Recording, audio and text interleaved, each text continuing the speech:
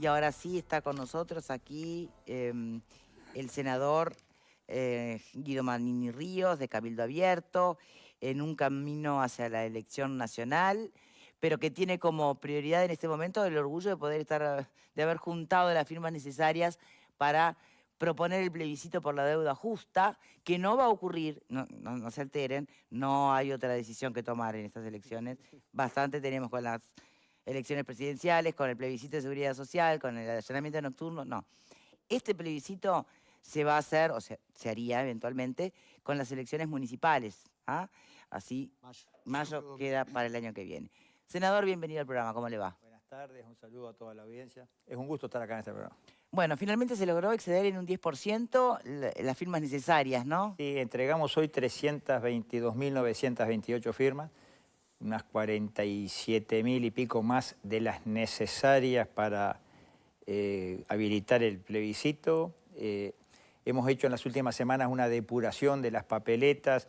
Más de 20.000 papeletas tuvimos que sacar de las cajas porque por alguna razón o le faltaba algún dato o no coincidía con el padrón. Ahora, igual después la Corte hace un rechequeo y ahí también pueden quedar La otras por el Corte camino. ahora tiene un proceso de 90 días para validarlas o no esas firmas, pero nosotros tenemos la certeza de que están completos todos los datos. Lo único que no podemos certificar nosotros es que la firma que luce es la misma de cuando se sacó la credencial, que ahí puede haber alguna diferencia. Pero estamos convencidos de que estamos sobrados y que bueno, cuando se termine de validar se va a convocar al cuerpo electoral a expresarse en las urnas. Bien. Bueno, ¿cómo se posiciona Cabildo Abierto en esta campaña electoral? Bueno, indudablemente que estamos recorriendo el país tratando de suplir a veces los recursos escasos que uno tiene económicamente para poder estar omnipresentes en todos los medios a toda hora. Lo suplimos recorriendo el país, hablando con la gente, yendo a los medios locales. Mañana iniciamos una nueva gira por el interior del país. Nosotros decimos que el 27 de octubre los uruguayos tienen que elegir libremente. Y elegir con libertad significa elegir sabiendo claramente qué propone cada candidato, cada partido en las distintas áreas, sobre todo en los temas que realmente le afectan la calidad de vida de la gente. Ese es un punto, ¿no? Usted insiste mucho en tratar los temas que le afectan a, a las personas, como dejando de lado un montón de otras cosas que son más serviles a los tironeos, ¿no? A lo que es y en juego de campaña política electoral. Sin embargo, sí es usted bien claro en que si hay un nuevo triunfo de la coalición, usted quiere ministerios, sin gente de otros partidos, ¿puede ser? ¿Lo que es ministerio, perdón? Usted quiere ministerios. Hoy, sí. Hoy integramos la coalición republicana. Tenemos 2 ministros. No es lo mismo hablar de ministro que de ministerios, ¿no? A ver. Tener ministros es tener a la principal figura de un ministerio, pero los ministerios a veces están compuestos por gente de otros partidos. Bueno, justamente. ¿Usted qué quisiera? ¿Ministerios o ministros? No, yo claramente no estamos pidiendo absolutamente nada, no es que quisiera, ni dejo de querer. Si mañana nos toca participar en otro gobierno de coalición, bueno, nuestra aspiración va a ser tener un ministerio y no un ministro, para poder actuar en base a nuestras capacidades y con nuestra gente en la dirección que nosotros deseamos, enteramente sin ningún tipo de limitaciones, digamos, para poder realmente marcar lo que queremos hacer. ¿Usted cree realmente que de haberse escuchado más a Cabildo Abierto, de haber tenido más andamiaje, los proyectos y las propuestas que hizo usted o demás integrantes de su sector, el país estaría mejor? De haber tenido más andamiento lo que nosotros proponemos, seguramente en algunos temas estaríamos mucho mejor. ¿Ejemplo? Por ejemplo, en las políticas de seguridad pública, nosotros hemos hecho propuestas claras desde el primer día de esta administración a los distintos ministros para cambiar ciertas políticas y eso no ha sido tenido en cuenta y por lo tanto nosotros tenemos la suficiente espalda para decir acá esto está mal, porque lo que estamos proponiendo hoy no lo venimos a decir en el año electoral para que pedirle el voto a la gente con soluciones mágicas, no le venimos a decir a la gente que le vamos a poner una patrulla militar en la esquina, ni nada por el estilo. Estamos diciendo lo mismo que dijimos en el 20, en documentos que yo le entregué personalmente a los distintos ministros. En materia de adicciones a las drogas, si se hubiera escuchado más lo que nosotros estamos proponiendo desde el primer día, por lo menos estaríamos en un camino diferente. Hoy cada vez es peor el problema, cada vez hay más jóvenes en las adicciones y no se están yendo por las políticas correctas. Acá se va por la disminución del daño, pero no se va por la prevención, la educación de nuestra gente para apartarla del camino de las drogas. Bueno, en este tema de las deudas, en el tema forestal, que en su momento fue bastante polémico, nosotros estamos convencidos de que no es bueno para el país de que se planten las mejores tierras del país con eucaliptus, como se están plantando hoy en algunos lugares. Nosotros creemos sinceramente que nuestras propuestas enriquecen, aportan, son buenas y que debieran ser más consideradas lo que han sido, por lo menos algunas de ellas. Hay algunas que se han considerado en parte, a medias, y hay otras que no se han considerado. Bien, ya seguimos con más preguntas, pero me gustaría abrir un poco al panel. Diego. No, algo parecido me pasa a veces cuando escucho el dilema que tiene el Partido Independiente, que es cómo incidir con sus ideas en una coalición donde hay dos partidos mayoritarios, y eso parece, al menos por lo que indican las encuestas, como que se fuera a agravar. Es decir, un Partido Colorado y Partido Nacional con más caudal electoral y, por lo que indican las encuestas, Partido Independiente que se mantiene como un partido marginal y Cabildo Abierto que parecería como que va a tener un senador por los números que se están mostrando. O sea, ¿cómo ven ustedes que además han sido en distintos momentos críticos de la coalición o de los resultados del gobierno de la coalición? ¿Cómo ven esta nueva coyuntura? Es decir, ¿qué harían, además obviamente de pedir el voto, pero en un eventual gobierno de coalición para mejorar esa capacidad de incidencia? En primer lugar, nosotros estamos convencidos que vamos a estar bastante más arriba de estos números, de estos guarismos que dan algunas encuestas al día de hoy. ¿No le convencen las encuestas? Yo no quiero ningunear las encuestas, pero indudablemente que muchas veces le erran. Con nosotros en particular, en el año 19, varias encuestadoras le erraron fiero. Entonces, y existe aquello, nos lo ha dicho más de un politólogo veterano, del voto oculto, de mucha gente que no dice exactamente lo que va a votar. Me decía este politólogo, en los años 90 nos pasaba con Pacheco Areco, siempre votaba 5 puntos más de lo que le daban las encuestas, todas las encuestas. Entonces, hay cierto público que ¿El voto vergüenza? Bueno, yo no sé si vergüenza, un voto oculto, gente que dice, si digo abiertamente me expongo a tal cosa. Que no es lo mismo que la sensación de alguna mayoría silenciosa a la que hace referencia Álvaro Delgado, ¿no? Sí, y por eso le digo, yo tengo expectativas de que nuestra votación va a estar mucho más cerca de la de octubre del 19 de lo que hoy pareciera de acuerdo a las encuestas. Pero más allá de la participación que tengamos en el Parlamento, la que tengamos, va a ser importantísima para que nuestra voz siga planteando temas que nadie más ha planteado. Yo digo, ¿quién en este país algún día hubiera planteado que está mal forestar de eucaliptus las mejores tierras del país? Nadie lo hubiera planteado. Estamos convencidos de que eso es así y de que hay que insistir con eso. ¿Quién hubiera planteado el tema de los deudores en este país? ¿Alguien sabía hace 4 años, cuando presentamos el proyecto, de que hay casi 1 millón de uruguayos en el clearing? No lo sabía nadie. Se barría bajo la alfombra, era un tema que no le importaba a nadie. ¿Alguien sabía que hay 700.000? Había 700, hoy hay 786.000 uruguayos considerados deudores irrecuperables por el propio Banco Central.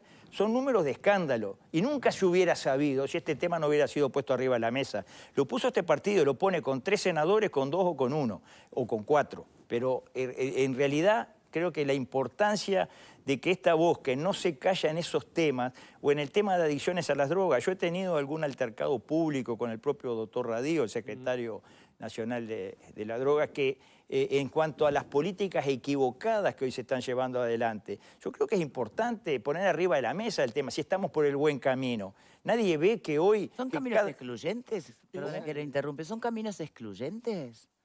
Porque la política de achicar el daño, como se le llama, ¿no? O reducir, sí. Reducir el daño, perdón. No tendría por qué ser excluyente No. de una buena campaña de Claro. concientización, de prevención. la reducción del daño es necesaria, pero como última carta. Primero vamos a tratar de apartar a los jóvenes de la droga, vamos a tratar de explicarle el daño que ocasiona, lo mismo que se hizo con el tabaco hace 20 años. Hace 20 años se hizo una campaña masiva a nivel de la educación, de la prensa, en todos los medios, y bueno, los uruguayos fuman menos. Iban los gurises a la casa y le decían al abuelo, no fumes que te hace mal, porque se lo habían dicho en la escuela.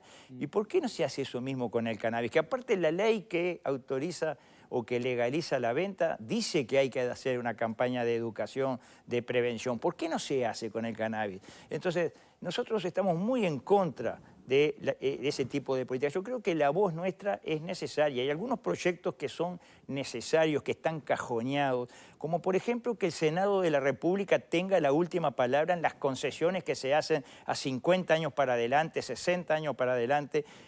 Entre 4 paredes lo firman 4 funcionarios. Que no y sea más una 10 potestad administraciones del para adelante. Ejecutivo. ¿Cómo? Que no sea más una potestad del Ejecutivo.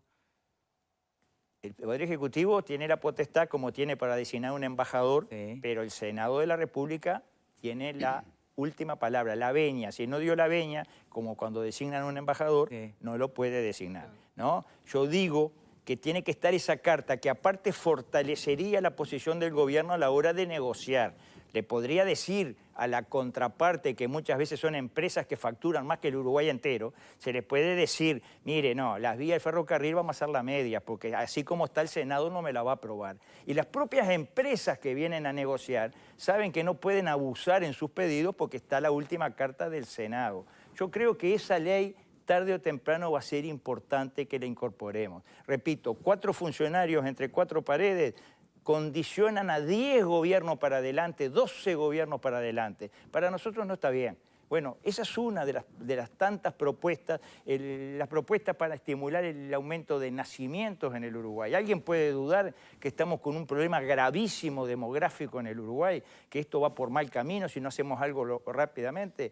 Bueno, entonces yo digo, este partido se ha caracterizado por poner estos temas arriba de la mesa, muchas veces pisando callos, muchas veces afectando intereses que se acostumbraron a que nadie los toque nunca, que los forestales, que los financieros, que estos, que los otros, pero realmente entiendo que es una voz necesaria. Cuanto más fuerte sea su bancada, más fuerte va a sonar esa voz y más difícil va a ser que la ignoren. Bien. Por eso estamos trabajando en ese entendido y con la expectativa de que en estas últimas par de semanas va a haber un crecimiento importante en el partido. Bien. ¿Alguien más? Pablo. Sí, en las últimas elecciones, la votación de Cabildo Abierto creo que sorprendió a casi todos. Creo que hasta a los propios integrantes de Cabildo Abierto por haber tenido una muy buena votación para lo que era el resto de los partidos. ¿Se sintió ninguneado Cabildo Abierto en cuanto a los cargos que le fueron dados por el Poder Ejecutivo en comparación con el caudal de votos que obtuvo? ¿O fue la falta de experiencia también como partido nuevo en negociar también esos cargos? Porque hoy al principio hablaba de algún ministerio, lógicamente para también poder demostrar parte de la trayectoria del partido y demás, y resultados propios del partido, que creo que a eso es lo que se refiere, pero ¿se sintió ninguneado Cabildo Abierto en este periodo por los pocos cargos que le dieron? No es el término ninguneado porque nosotros no pedimos más cargos, nosotros no pedimos. Simplemente se nos dijo, bueno, a mí me preguntó el presidente a pocos días de la elección, ¿qué aspiraciones tiene? O sea, le dije, a mí me gustaría estar en lugares donde se trabaje en el área social. Incluso le dije, el MIDES, el Ministerio de Salud Pública, el Ministerio de Vivienda, son ministerios en los cuales nos sentiríamos cómodos trabajando. Salió como salió, pero nosotros no pedimos otra cosa. Y si nos hubieran dado otra cosa, estaba bien igual. Jamás hicimos cuestión de que si no nos dan esto, no.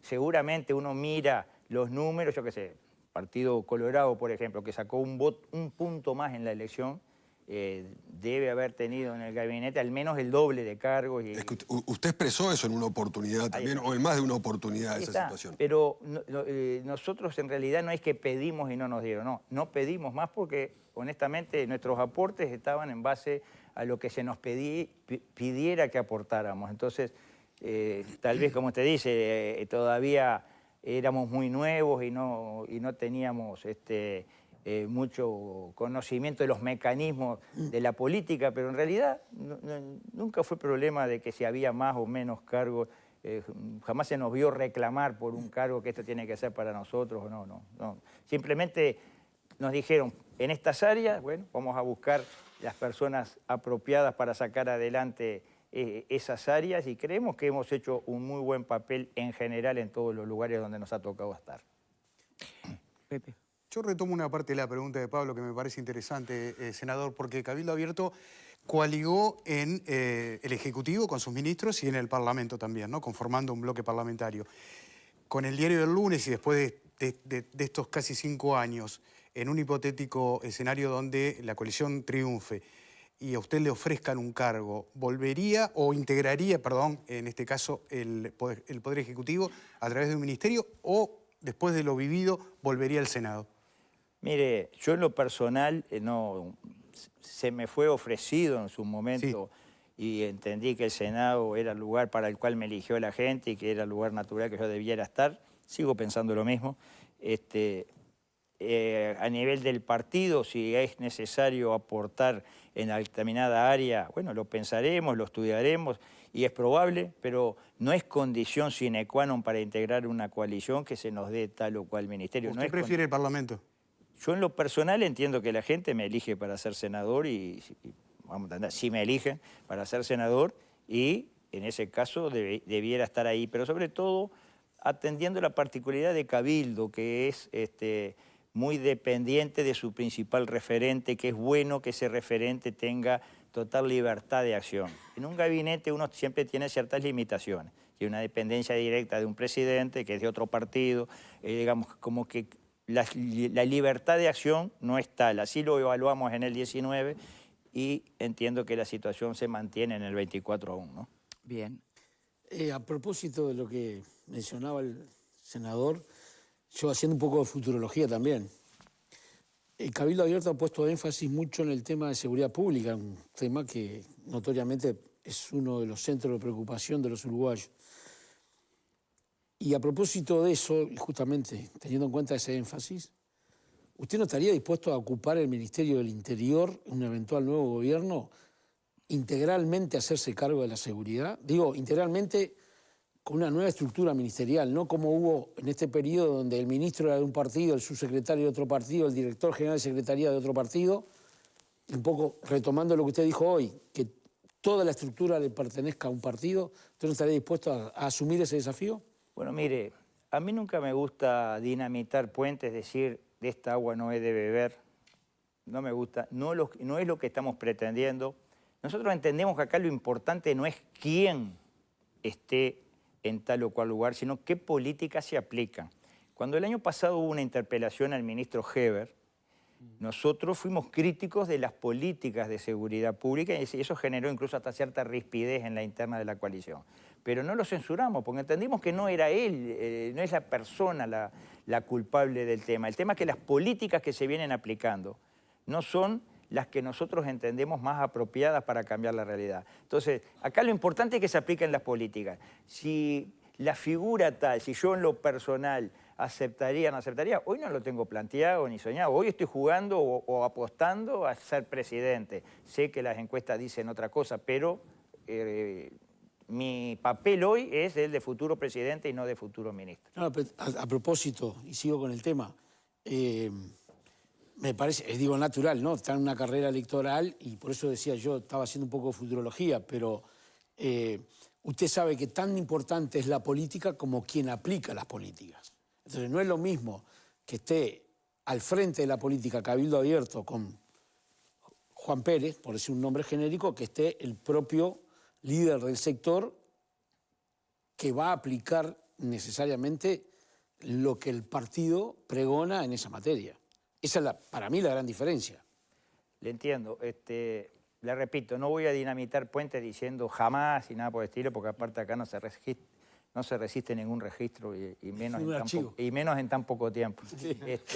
Pero no es lo que tenemos pensado hoy. Pero en la vida política siempre es todo tan dinámico. ¿A qué le atribuye la baja intención de voto? Más allá de que no crea demasiado en las encuestas, en un análisis así general, ¿no? Porque podía tener la misma sensación de no creer en las encuestas, pero en los hechos votó mucho mejor en el 19. Entonces, ¿A qué le atribuye esta Yo baja? pienso que esa baja no va a ser tan pronunciada como marcan las encuestas. Yo estoy seguro que vamos a estar bastante más arriba de lo que marcan las encuestas. ¿Pero al punto de emparejarse con lo que pudo ser la votación en el 2019? Bueno, nosotros vamos a jugar para llegar lo más cerca posible. Probablemente estemos algo más abajo. ¿A qué lo atribuyo? Primero que nada, en esta campaña en particular, hay algo que pienso yo que no se había dado en la misma dimensión. Hay una apabullante disponibilidad de recursos económicos de distintos candidatos que pueden estar omnipresentes en todos los medios, redes. ¿Distrayendo, dice usted? ¿Eh? ¿Distrayendo? No, O acaparando, No digamos. distrayendo, estando omnipresentes. Sí. Y un partido como el nuestro, que juega con sus propios cartuchos mínimos, que los pocos recursos que tuvo los quemó casi todos en este plebiscito que Cuando hoy dice culminó. hay candidatos, hay uno solo con esa capacidad de omnipresencia hoy en día. Ojeda, ¿no? Yo diría que ¿O no es, quién más? no es el único, ese es un caso, pero no es el único. Yo digo que como que quedó el mensaje nuestro y aparte al no haber estado en una competencia en las internas y todo, quedó muy relegado y la gente muchas veces tiende a buscar el producto que más se vende, pero estoy convencido de que esto se va a ir revirtiendo en este par de semanas Bien. que quedan. Entonces, cuestión presupuestaria. Bien, sigamos en ese análisis de por qué tal vez puedan estar más abajo que antes. Hay otro factor. a ver. En el año 19 Cabildo era la gran novedad, ¿no? Era la gran novedad y en una sociedad o en una opinión pública que está bastante harta de los políticos, ¿no? Que le culpa de todos los males a los políticos, el ser novedad es un factor favorable siempre, ¿no? Ahora también Cabildo hoy quedó demostrado que es el partido que seguramente no se va a callar la boca en los distintos temas, es decir, que también eso lo tendría que tener a favor. O sea que la coalición tiene que saber, en caso de ganar otra vez, que va a tener a Cabildo abierto haciéndole ruido, como fue hasta ahora, ¿no? Cabildo nunca va a renunciar a su identidad. Por supuesto que yo aspiro que una próxima coalición sea más cohesionada, trabaje con más coordinación diálogo. en todos sus aspectos. Pero vamos a actuar siempre con nuestra identidad, porque si perdemos la identidad, perdemos razón de ser también. Bien. Para terminar en esa línea de, digamos, las reflexiones hacia adentro, ¿no? Falta de presupuesto. Novedad, que ya no es esta vez. La gestión de Irene Moreira, su negativa a los desafueros. ¿Nada de eso le parece que puede haber influido también? Mire, todo puede haber influido basados en la distorsión que se aplicó de todo eso. En el caso de Irene Moreira no hubo ni un caso de corrupción, el Estado no perdió ni un peso. Irene hizo una excelente gestión cambiando muchas cosas en el ministerio, desde los sistemas constructivos hasta la baja de los intereses de las cooperativas, hasta un plan juntos de mucho mejor nivel que el anterior, dicho por todo el mundo, a un programa nuevo, Sueños en Obra, que permite a la clase media, a los que pueden pagar una cuota, el alquiler con opción a compra. Los cambios que hubo en el Ministerio de Vivienda nunca fueron lo suficientemente valorados. Lamentablemente se impuso una imagen en base a un episodio donde ella misma dijo, si me equivoqué pido disculpas, pero que nadie puede decir que ella se quedó con un peso ni que el Estado perdió un peso. No, ella es una ministra que venía de los viajes y devolvía íntegramente los viáticos, etc. Nunca nadie la pudo acusar de corrupción. Ahora, se impone en la opinión pública en base a distintas actitudes esa impresión. Te me preguntas, yo puedo decir, sí, puede haber influido también en la baja, ¿cómo no? El tema de los desafueros, porque y justo ahora con el de y lo del Carrera en desafuero, puerta, ¿no? Y también hay una tremenda distorsión en el hecho del desafuero. Yo no mentí, me ponen como que yo no mentí. Cambió la situación y eso no es lo mismo.